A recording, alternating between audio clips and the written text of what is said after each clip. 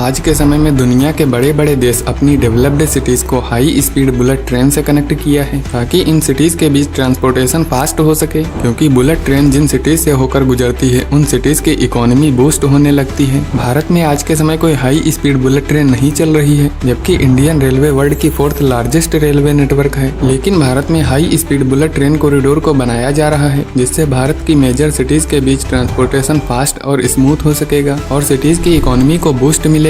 आइए जाने प्रोजेक्ट की डिटेल एंड प्रोग्रेस के बारे में।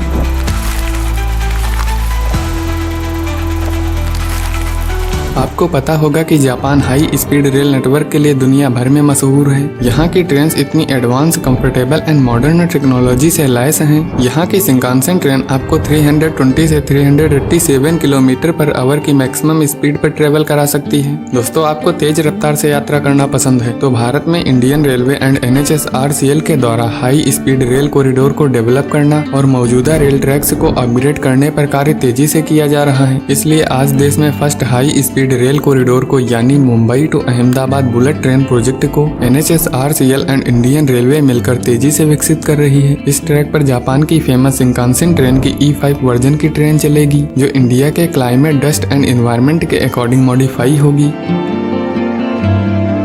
भारत का यह सबसे महंगा प्रोजेक्ट है, इसलिए भारत इस पर 1.1 लाख करोड़ रुपीस खर्च कर रहा है, जिसमें टोटल प्रोजेक्ट का 81% लगभग 88,087 करोड़ रुपीस जापान लोन के तौर पर प्रोवाइड कर रहा है। ये Mumbai to Ahmedabad rail corridor Maharashtra के मुंबई सिटी से गुजरात के अहमदाबाद सिटी के बीच 508 किलोमीटर लंबा ट्रैक होगा। ये route elevated underground and bridges के साथ बनाया जा रहा है, जिसमें 468 किलोमीटर का elevated viaduct and 27 kilometre underground tunnel, जिसमें 7 किलोमीटर की टनल थाने क्रीक के नीचे से होकर समुद्र के नीचे बन रही है। बाकी 13 किलोमीटर का ब्रिज सेक्शन होगा। दोस्तों, इतने बड़े और महंगे प्रोजेक्ट को जापानीज टेक्नोलॉजी के साथ Japan government and Indian government मिलकर इसे विकसित कर रही है। प्रोजेक्ट के कंस्ट्रक्शन वर्क को 8 पैकेजेस में बांटा गया और इन पैकेजेस को MEIL, HCC, Afcons infrastructure, L&T, आयरिकॉन, DRA, Infracon, SCC, VRS companies मिलकर बना रही है। इस खूबसूरत रूट का अलाइनमेंट मुख्य 2 राज्यों से होकर गुजर रहा है, जिसमें 352 किलोमीटर का सेक्शन गुजरात में और 156 किलोमीटर का सेक्शन महाराष्ट्र में बन रहा है। बुलेट ट्रेन के इस सफर पर होंगे सिर्फ 12 स्टेशन, 8 गुजरात में, 4 महाराष्ट्र में, और ये सारे station famous culture, connectivity, technology व मॉडर्न इंफ्रास्ट्रक्चर को एक साथ लाकर बनाए जा रहे हैं। इस रूट में कुछ ये स्टेशन शामिल हैं, जैसे मुंबई का BKC, थाने,